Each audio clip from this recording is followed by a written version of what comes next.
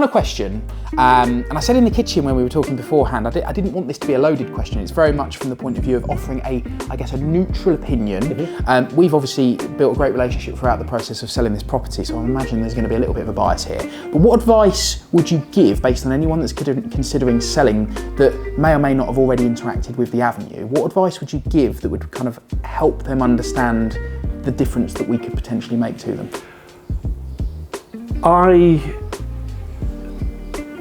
I've heard nightmare stories involving other estate. I'm not going to name anybody, but I've heard bad things about certain estate agents. But I've got nothing but praise for the avenue. As I said, the process, any problems were looked at, helped with the sales progressor.